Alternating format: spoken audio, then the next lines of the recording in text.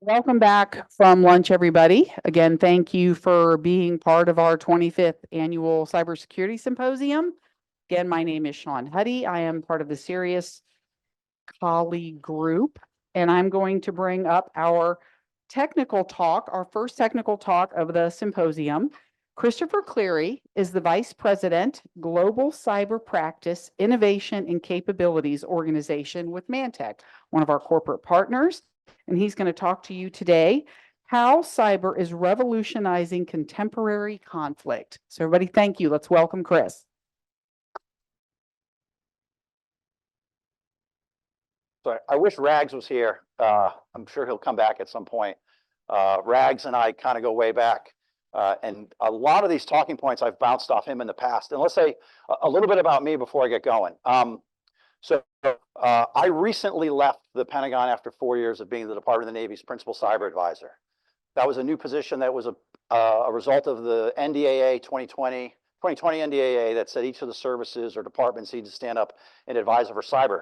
Why they needed to do that is Congress was tired of asking a single question and getting multiple answers. And the idea was the PCAs were going to be the conduit to the services to help streamline messaging, prioritization, resource requirements, all of the above. So where Rags gave a very kind of uplifting discussion, I'm going to come at it from a slightly different angle. And it's not a pessimistic angle. I'm going to put a lot more specificity on the things that we're going to be talking about. I do it through the lens of history. I went to the Naval Academy. I failed calculus miserably. And I played a little too much rugby, where I sort of wanted to graduate more than anything else. So I became a history major. And it was funny that decades later, you begin to reflect on some of the things you learned in your history classes. And there's so many analogies to be made in this space. But just kind of moving forward. Okay, where do I point? I should know how to do this. Damn it, other direction. It's the down button. All right, so listen, we've talked a lot about this already. Now, a little bit more about sort of the warning signs going into this. I am unapologetic for the stance that I take in this space.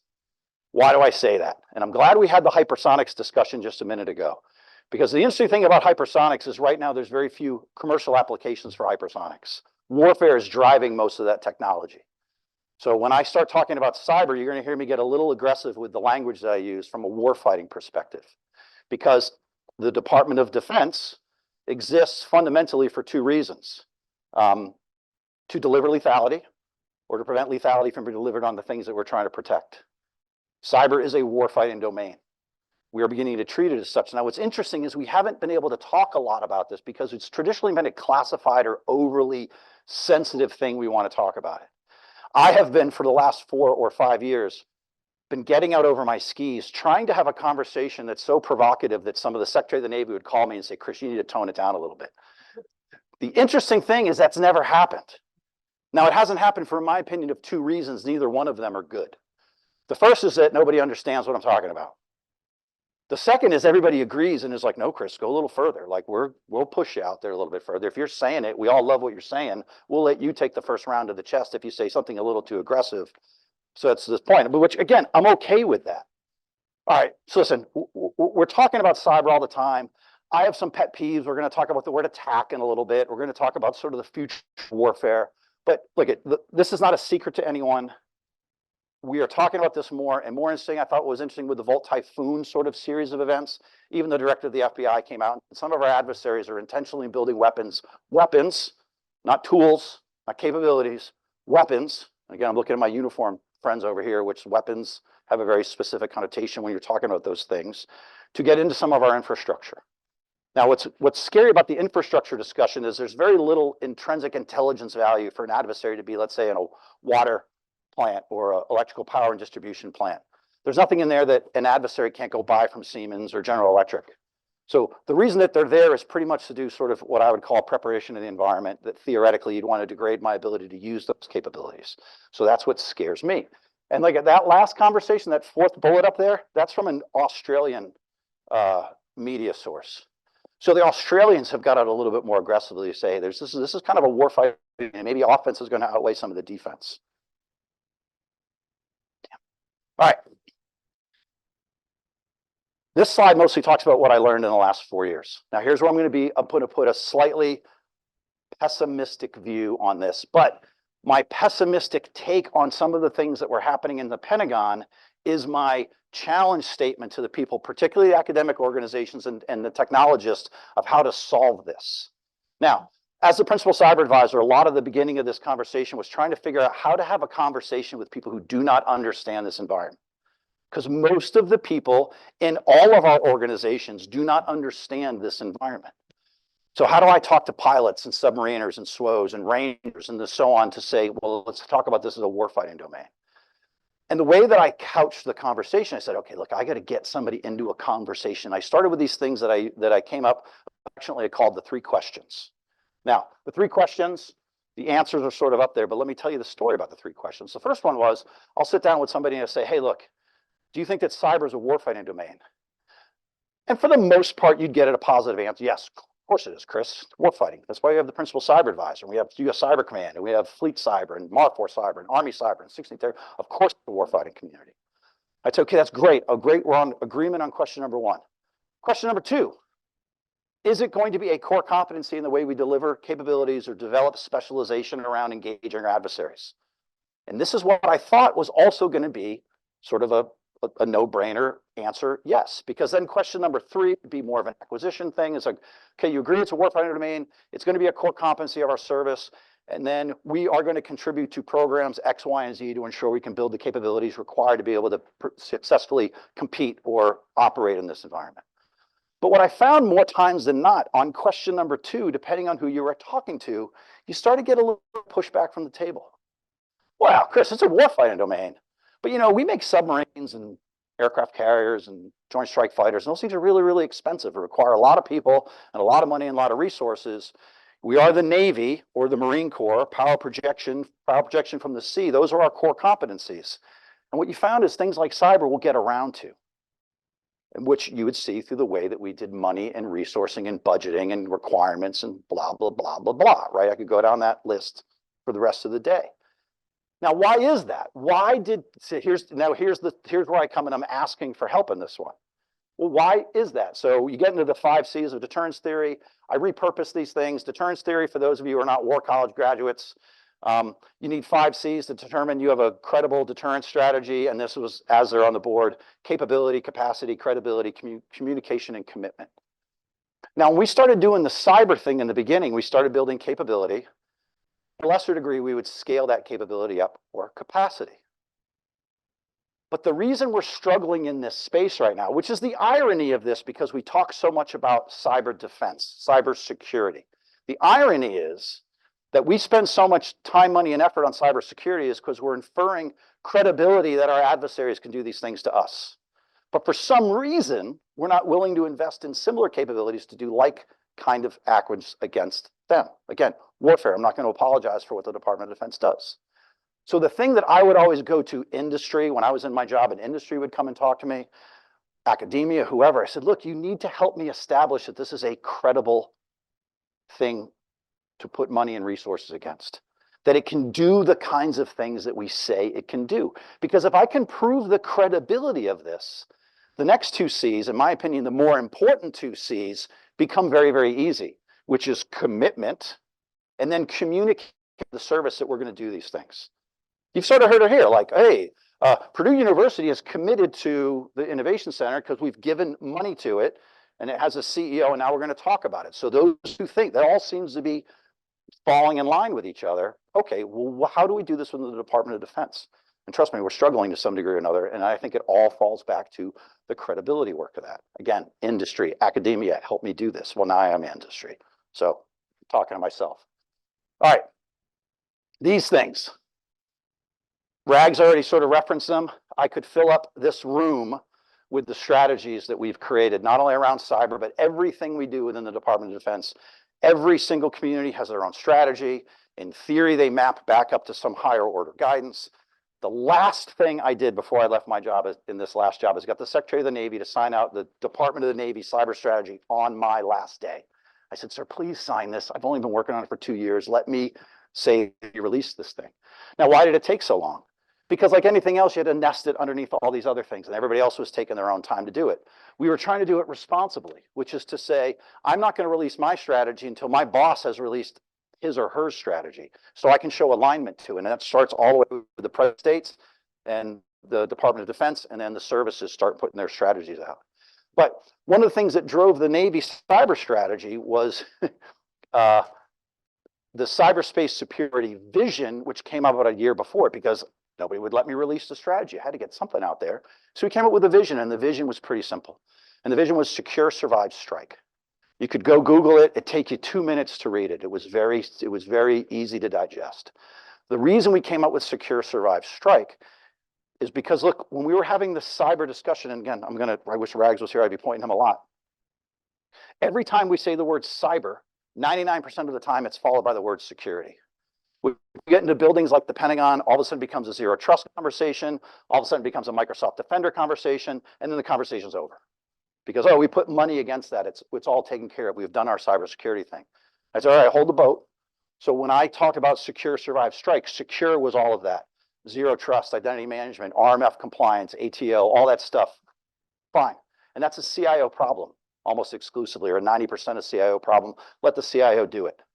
Well, now let's move to the second topic, which was this idea of survive. Well, it says, hey, look, the adversary gets a vote. We need to learn to fight hurt. And a lot of things we have to learn to fight hurt with are the things we don't traditionally consider, or up until recently, last couple of years, targets that our adversaries would engage. I'm talking principally things like OT systems, defense critical infrastructure, weapon systems. We're already talking about was the bridge incident in Baltimore, which I live just a couple miles south of, so that's my backyard when that all happened. Was it some sort of cyber incident? So what the point is, you can't rule it out now. You have to at least talk about it. Somebody's going to have to rule out explicitly that that wasn't some sort of cyber thing that had happened. That's crazy. Of course it wasn't. So, well, now we got to prove that it wasn't. But this is a whole other thing, that because the adversary once again gets a vote. Zero trust, for all its greatness, is not going to save us. The adversary is going to figure out a way around it. The Aegis weapons system was the premier way to defend ships at sea until somebody started developing hypersonics. And now that whole game has changed. The adversary just say, well, they got the Aegis, I guess I'm going to give up fire. Nope, we're going to figure out a way to get around that. And now the game starts over again. Right now we have to figure out a way to defeat hypersonics. And then strike, once again, and again, I don't apologize for this in the way that I try to get my point across. As I said, let me ask everybody in this room a question. What does the Columbia-class submarine, the Joint Strike Fighter, and the Abrams tank all have in common? It's not cyber vulnerabilities. It's that none of those platforms were designed to deliver humanitarian aid. Well, usually gets a bigger laugh. All right. But the point is, when I say that to like a lot of my industry, they'll go, yeah, I get it. Right. The Joint Strike Fighter doesn't carry water bottles. Right. The Abrams tank does not pull MREs behind it. The Columbia-class submarine exists for one reason and one reason only, and that's mostly to end life on this planet.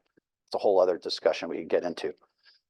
Yet they all have deterrent natures to them. But if you operate them the way they're designed, watch Top Gun, right?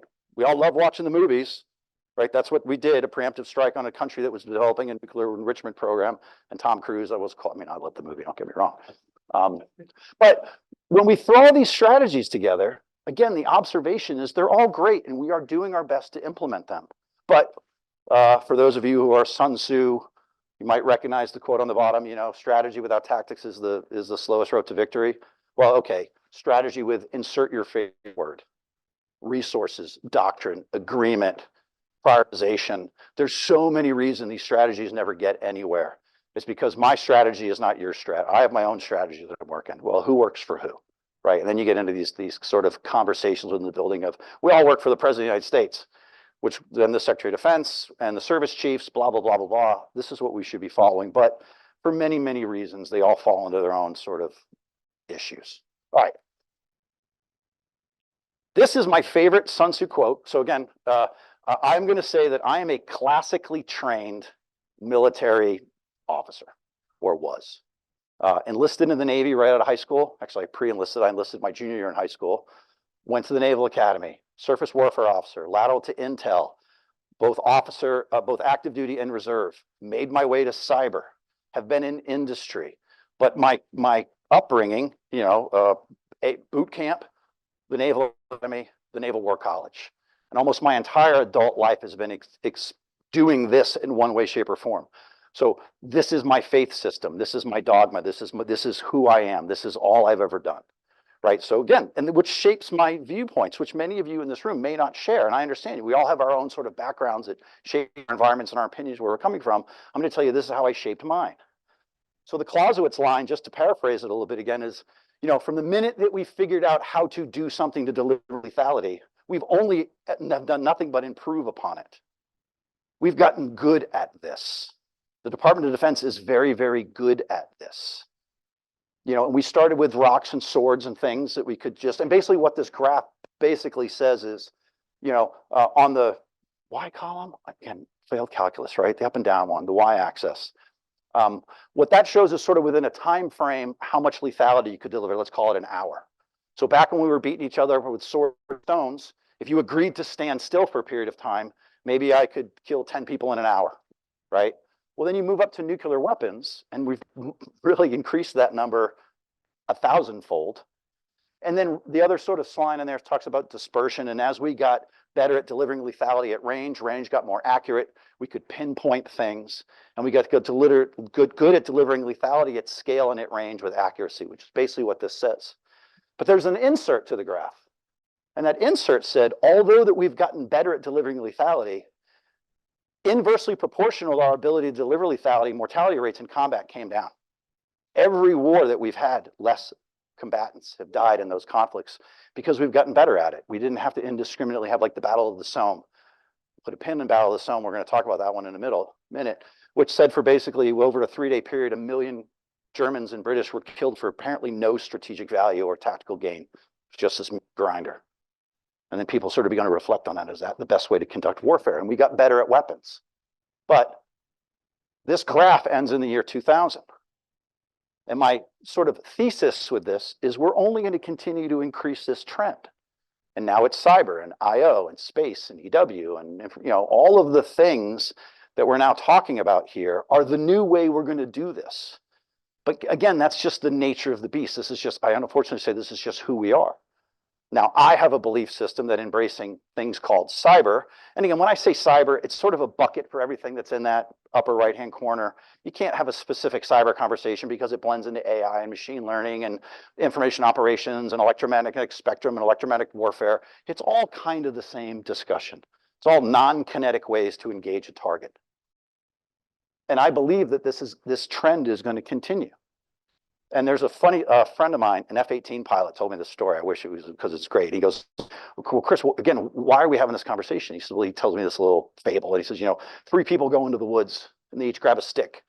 And the first person takes the stick and said, I can lean it against a tree and it can be I'll create a shelter out of this so I can, provide shelter to my family. Okay, that makes sense. The second person grabs a stick, puts a little crook in it, makes lines in the ground and said, look, I can grow agriculture with this. I can farm with it. Yep, you can. And then, of course, the third person takes a stick, puts a point on it, creates a weapon out of it. There's no technology that we've ever had that we haven't figured out how to weaponize.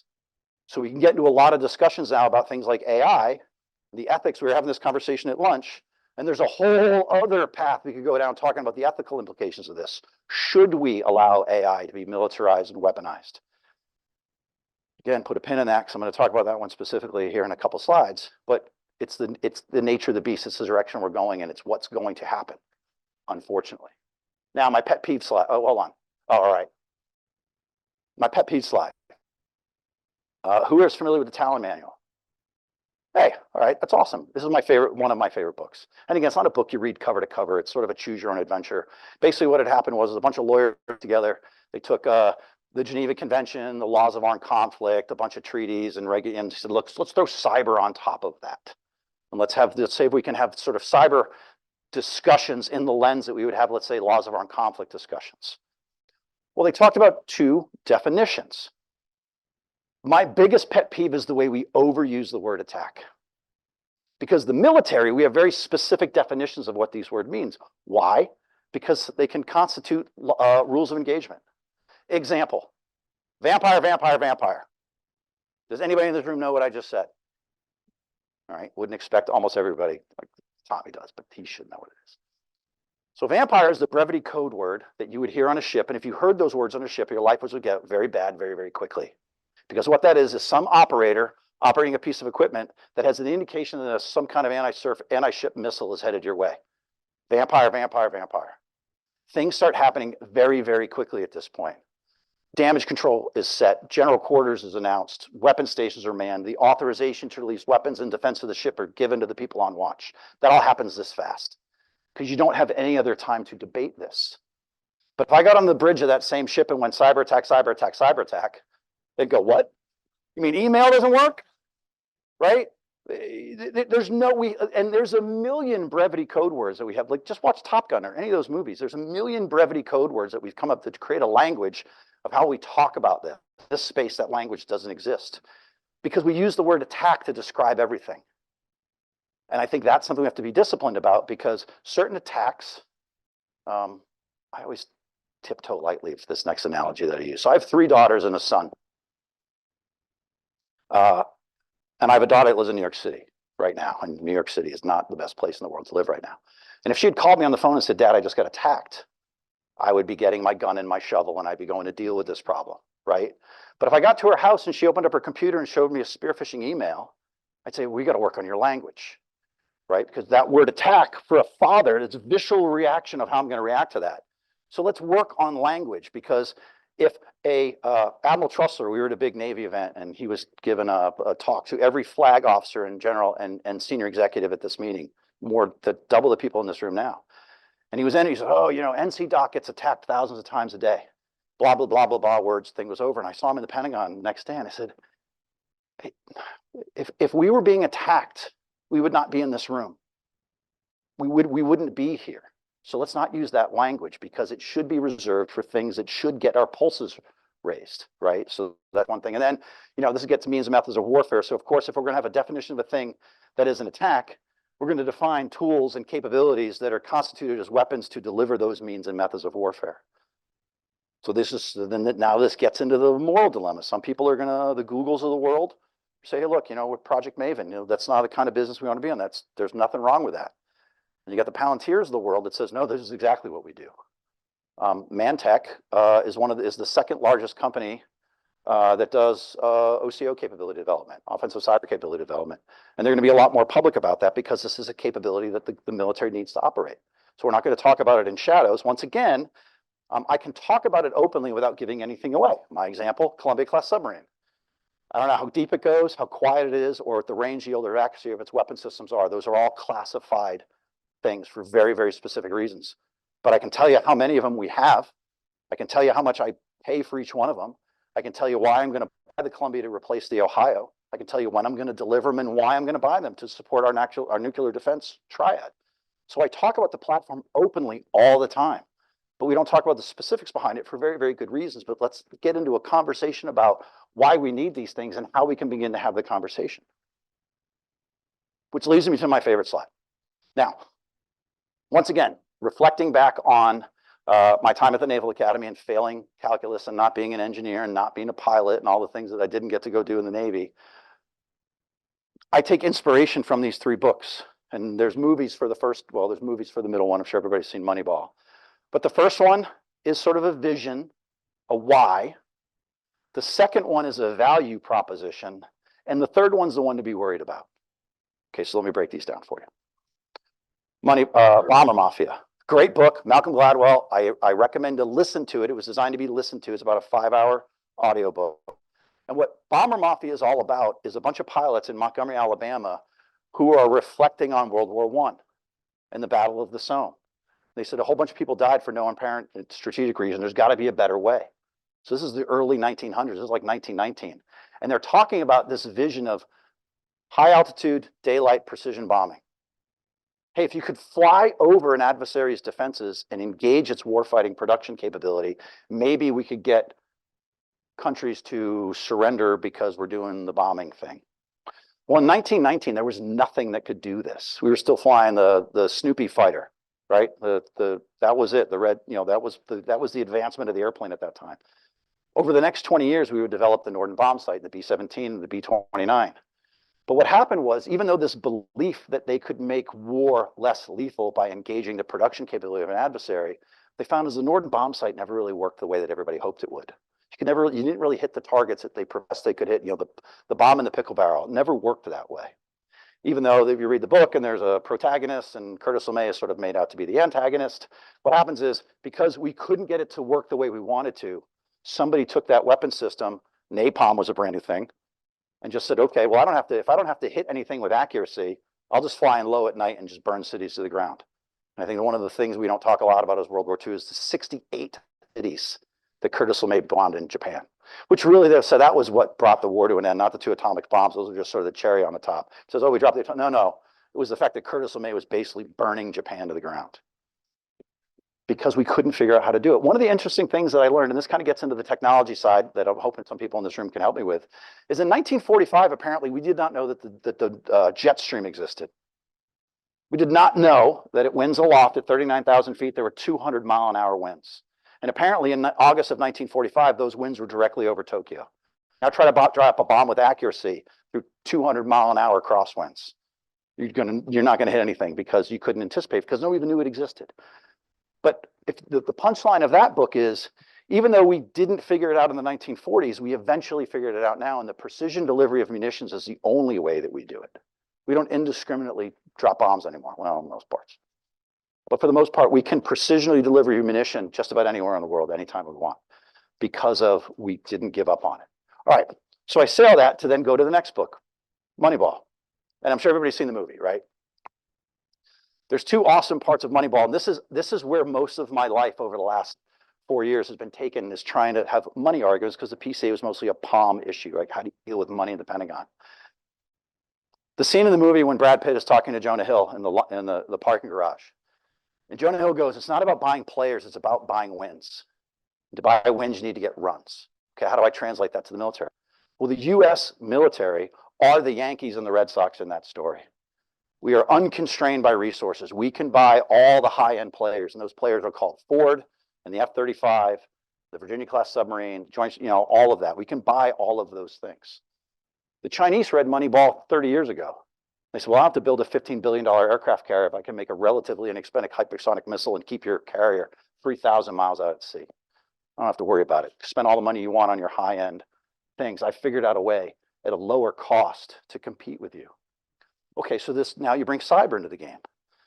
Cyber is that putting runs on the board, not necessarily buying players. This is a way to generate wins through low cost. Once again, go back to the credibility word of the first slide, right? That's all hinged on the credibility of this, because the things that we do in cyber cost fractions of what it costs to do everything else. The Department of the Navy just released its POM 25 budget. You can look at it online. It's online right now. You can see the money we're spending on munitions and platforms. You're not going to find cyber anywhere in that $253 billion budget. You're not going to find it's in there, but it's not so prominent that it justifies its own line on those high-end reports. How do you get it higher up? Well, if it was seen as credible as some of the other things we do in a warfighting capacity, you'd see that numbers reached up, because we can't build our way out of this problem. We're not going to build enough munitions in Columbias and Virginias, and we're just not going to build our way out of this problem. There has to be a way that we do it.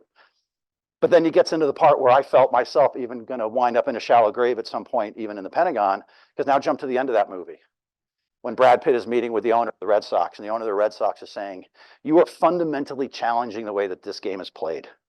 You're doing it through a spreadsheet, which is horrifying everybody, because you're challenging the way that this whole system is operating. Theoretically, space, cyber, EO, IW is going to challenge the way that our services deliver.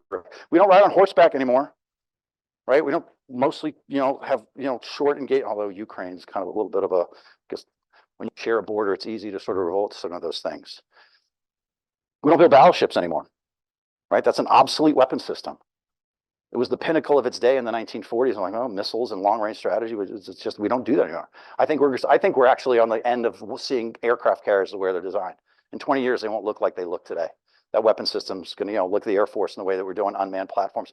But Chief Staff of the Air Force announced an $8 billion program to do that. What they call the selective wingman. What is it? The trusted wingman. Autonomous planes are going to fly off a piloted vehicles plane, and we'll have autonomous systems that fly next to it. That's just the direction this is all going. And I believe, from a money value proposition component to this, that there's a return on investment, dollars and cents argument to be made in this space. But now I get back to credibility. And this is why cyber needs to be taken out of the information technology problem space and rolled into this is war fighting like everything else space. That's why I'm so aggressive with this, because it is a means and methods of warfare.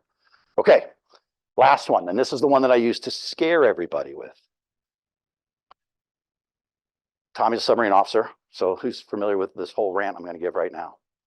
The 1920s was a very, very interesting time in the way the services were trying to figure out how to employ certain things. Again, I just gave you the thing with the airplane, which lasted for about 20 years until we developed, long-range strategic bombers. The submarine was going through a very similar challenge point in the 1920s. And as a matter of fact, in 1923, at one of these naval conventions, based on the way that we thought, the way that the Germans used the U-boat in World War I, that we thought was abhorrent. We thought it was a war crime. We thought it was an ungentlemanly way to fight. In 1923, the US went to one of these naval conventions and said we should abolish the submarine. We should get rid of it as a means and methods of warfare. Well, how did that play out for us, right? Not only did we not abolish the submarine, look, I'm sorry, there's another part to this. As we were building the submarine, our submarine officers were being taught to only use that platform to engage capital ships or adversaries. You would only waste the torpedo on a carrier, like a large combatant, cruiser or battleship. You do it submerged through only target motion analysis. And you wouldn't engage merchant ships. Why was that? Because the way we thought the Germans did it to us in World War I was abhorrent. We weren't going to engage merchant ships. As a matter of fact, we were going to subscribe to something called cruiser warfare. And what cruiser warfare was, is that when you were in a defined area of hostilities, kept a couple 100-mile square box, and if there were belligerents or non-combatants in there, it would be stopped, searched, and if they had warfighting material, a couple things would be happening. If you're carrying bread and bananas, you're on your way, right? But if you had warfighting materials, they're going to be turned out of the area. You were going to be taken as a prize ship. This is our stuff now, belongs to us, or we're going to sink you. But if we're going to sink you, the crew would be given quarter. The crew would be taken off the ship. They'd be brought on your ship. They could drink tea and eat biscuits while they watch their ship go to the bottom, and then they'd be put ashore at their closest convenience of that navy. That's the way we were going to fight. Now, the title of that book is the interesting piece, Execute Against Japan. 4 hours after the attack on Pearl Harbor, President Roosevelt, supported by Admiral Stark, who was the chief of naval operations at the time, issued an order, and that order said execute against Japan. And what that order implied was conduct unrestricted submarine warfare on the nation state of Japan. If it had a white flag with a red ball on it, it went to the bottom. No quarter, no stopping, no nothing. So within 4 hours, we changed the way that we were going to use this capability after debating it for almost 40 years. And in 1944, the nation state of Japan built something like 2 million tons of ships. That same year, we sank 4 million tons. We embraced unrestricted submarine warfare that made the Germans jealous. Like, we were good at this. We sank lots and lots of ships. Now, why do I say that? There's another interesting book called Army of None.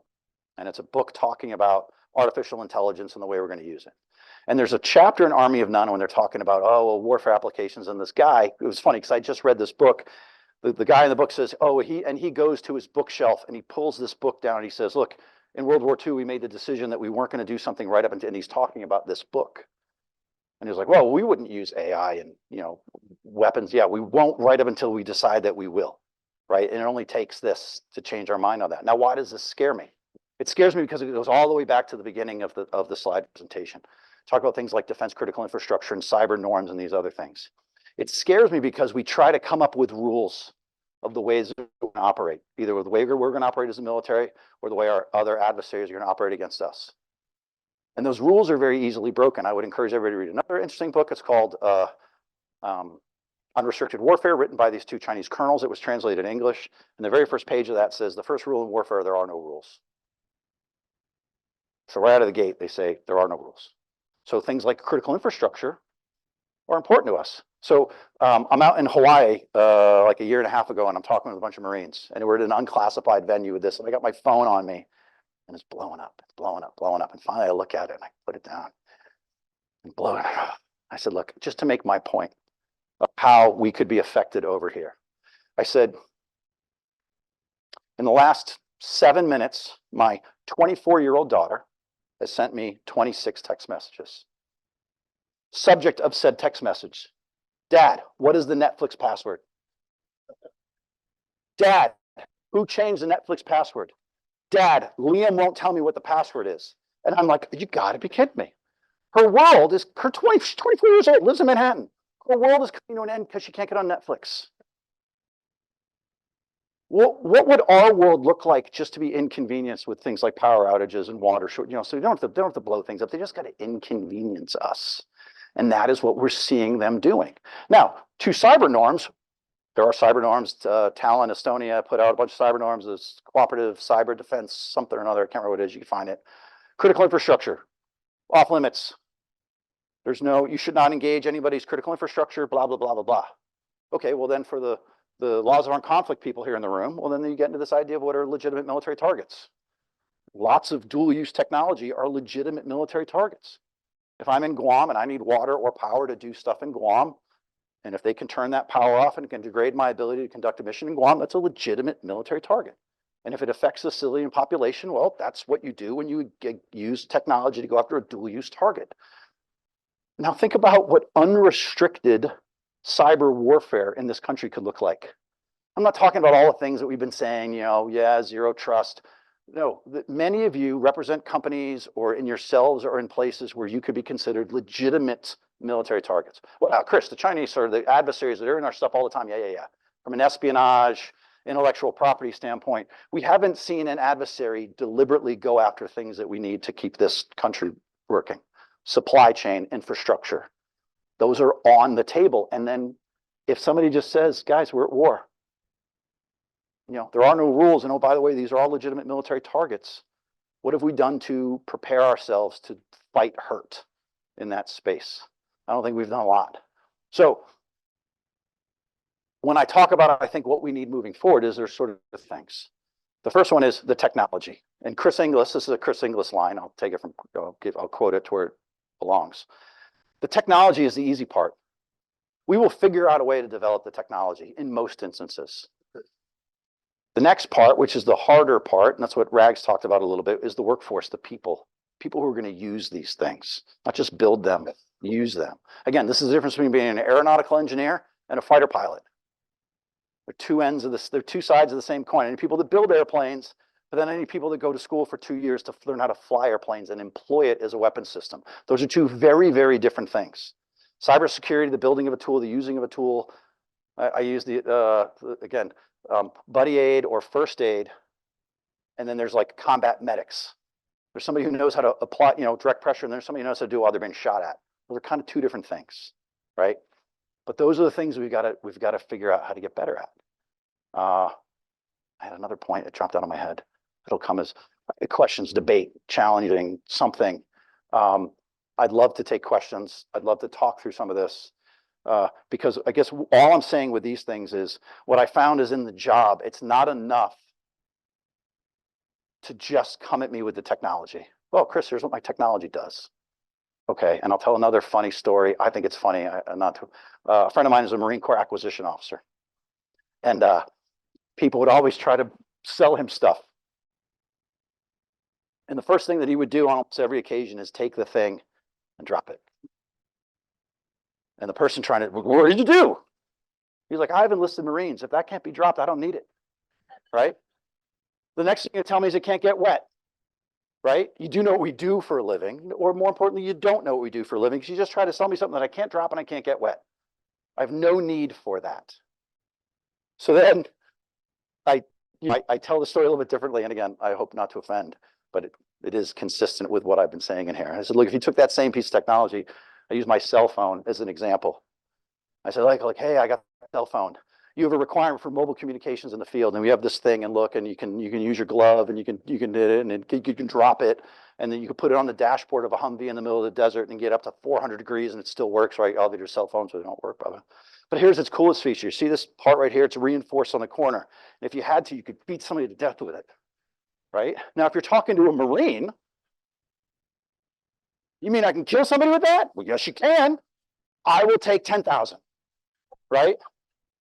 Because my point is you understand what that person is. Like Marines are my favorite people in the whole world because Marines are the most unapologetic for what they are. If you ask a Marine what their mission in life is, and I always get this a little bit wrong, I got to memorize it. Their mission in life is to locate, close with the adversary, and destroy through fire maneuvers. That's it. A Marine will say, that's my only reason for existing. And that's why Marines, there's only 172,000 of them, because you find that individual that wants to be a part of that mission. But that's why they exist. So if you talk to a Marine in the way that a Marine is going to be operating in the field, then yes, this is a dual use technology because I can talk on it and I can do this with it. Well, you get me. You understand what I'm trying to do. And the third piece, which is, so you get, there's people, there's technology, there's people, and then there's doctrine. One of the things that we have not figured out how to do in this space right now is to create the doctrine around how we're going to use most of this technology. I think we see a lot of this in the AI space. We have all this AI stuff, but nobody could give you really a use case other than, kind of generic use cases. Oh, we're going to use it to help with cybersecurity, or we're going to help to find, yeah, I got it. Those are interesting use cases. But how is that use case specific to my mission? Because then are the things that I would want to go resource and invest in. I think that's the most, and kind of at the end of the day, the doctrine side of all of this is still really missing. The ethics, so many, we go down so many things that are still missing. We're all infatuated with the technology. And again, I need the technology to be credible. I need that credibility to be able to go say that I need to take this money and put it from this pile to this pile. And then somebody needs to create, the use cases in the doctrine to explain how I'm going to ultimately use this stuff.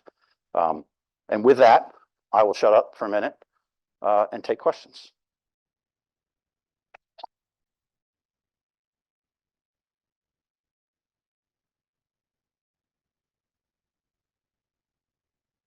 Nothing really. Oh, here we go. Something. Huh? You just got to come on. All right, I'm back. Yeah. So my question was, you talked about credibility and national security, and a big thing with technology and AI is who did the incident that we're talking about. So, we have things like tactics, techniques, procedures to kind of detail what kind of or what group of person might have done an incident.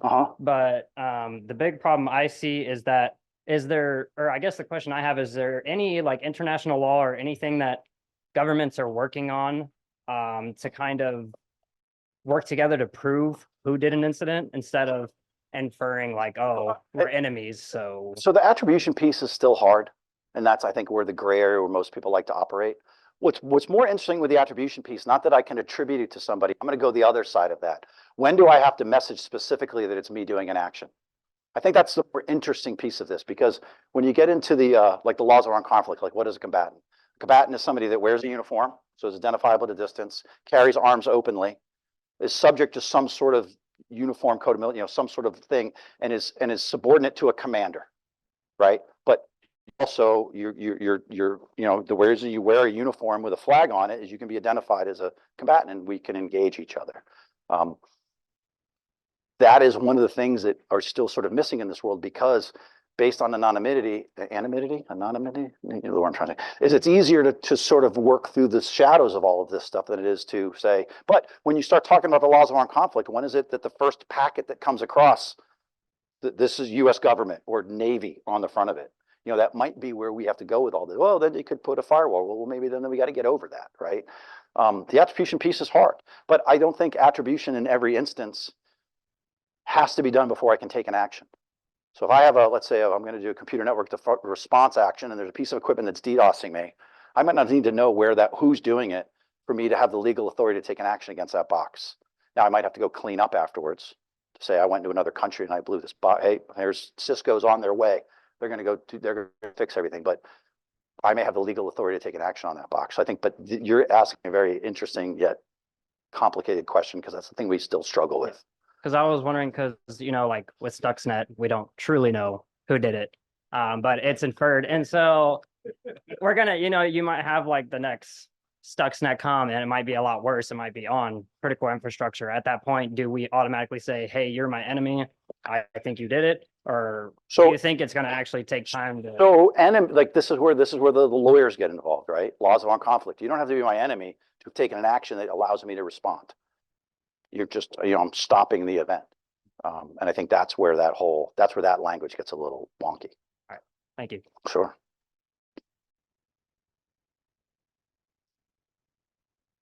Hi, Nate Husted. First, also love working with Marines. It's like working with the deadliest puppy that you have ever dealt with. They're Right, wonderful. I love them.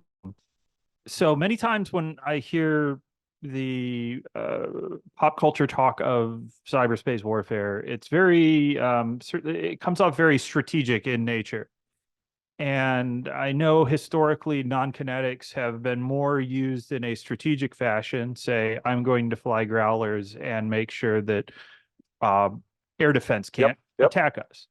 But a considerable amount of both casualties and effectiveness in warfare is close combat ground troops. What do you think would be the sort of tactical implementations potentially, or what would you see as tactical implementations of more cyberspace oriented non-kinetics in a close combat? So the scenario? doctrinal piece of where I think you're kind of going to, which I tend to agree with, I tend to see most cyber operations that we would use that would live in this kind of the strategic world, messaging things you'd want to do to the left of boom, maybe to calm things down or to convince somebody they don't want to do this. So I would see most of those things happening there. Where I see certain tactical cyber capabilities moving personally is we'll have this debate of things we call on-net or off-net cyber. There's certain things that allow me to sit at a computer here in a building and connect to the adversary. The adversary figures some of that out, and they remove your ability to get to the target from here to there. And then we have forces that go forward that have other ways to gain access to a target, right? Now, tactically, this is where the art of the possible comes in. And I'd say there's people that are smarter than me that understand this. But the funny story that I will tell about this, though, is every generation of people that get into the seat, we're all get a little more comfortable with things. So for instance, I deployed to Iraq from I deployed to Iraq from Cybercom in 2010 and 2011. I was the OIC conducting mission in Iraq. So I came back to my reserve unit and they were just standing up a reserve unit to do cyber things. And they said, well, Chris, you're the warrior now. Go sit in a room with a bunch of people and determine what we could do as a reserve unit. And we did. We went in a room and we came up with things 1 to N. And then we're briefing it out. And there was this Army colonel in this room. And he goes, Chris, the last time somebody put number 6 up on the board, that person's head was on a pike outside of General Alexander's door, right? Like because it was always something really aggressive that we were doing, but we're reserved, who cares? Okay, I'm not taking credit for this, but it basically was in the theme of defend forward. That's basically what we were suggesting, something like that. Well, now let's put timeframes around it. Well, General Nakasone was Colonel Nakasone at the time. Colonel Nakasone was comfortable with this. Strangely enough, when Colonel Nakasone became General Nakasone, now we're doing things like defend forward. So just think what would be possible if you went to a room with junior officers and junior enlists and said, hey, gloves off, what do you think's the art of the possible? And said, as opposed to have to wait for that person to become a general, kind of put the Ender's Game belief system on it and said, okay, I'm going to trust this person and provide them the environment to be safe in and legal and blah, blah, blah, blah, blah. But maybe there are some edgier ways that I don't, because I will say that I know what I don't know, but I know that I know that. Right. And I know there's people in this room smarter than me that could give me an idea that'll probably completely go over my head. But I'll go, you know what, I'm going to trust you. It sounds good. And get you to the place where you can then be successful, as opposed to say, that's dumb, and wait 40 years for you to be in charge. And then it's no longer innovative. Thanks. Yep, sure. I'm sorry, this week.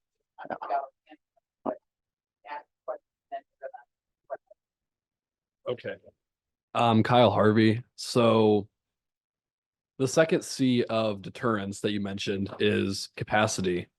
How would the US compete with a adversary that has their capacity augmented by cyber mercenaries who are doing sabotage, stuff like that? That's a great one. And the one that I get in trouble, but I'm not in the job anymore. In the Constitution, it's still written that allows letters of marque. Right? That's what we did at one point, where we assigned letters of marque to people and said, hey, here's a very specific, now, again, here's a very specific thing that I need you to go after that are bound by these sort of whatever, weapons free. You now have a letter of marque and you can go and engage in this idea. Our adversaries have figured out other ways to leverage third parties to do these things. We are still not comfortable with that. I think it's something that needs to be considered, because this is where you get large technology companies come into play. I mean, look at the way that Elon Musk and Microsoft contributed to things going on in Ukraine, right? I mean, that's kind of where all this is going. So how would you leverage a large technology company to do things? Because where this gets even more, I was at Verizon for a period of time. And I used to have a slide that showed Verizon, where we were in the world, and they were all red, logo, red logo. And I was given to a talk to like an army group.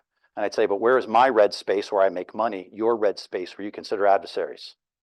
There's a lot of those countries we do business in that US companies make a lot of revenue that some people in uniform consider adversaries. So, but now how would you turn that on? That's again another, I don't have the right answer other than we need to be talking about it. But I personally think that there's room legally to do things like letters of marque where we could open that up and allow people to participate in that space. That sounds like a fun job. ManTech. All right.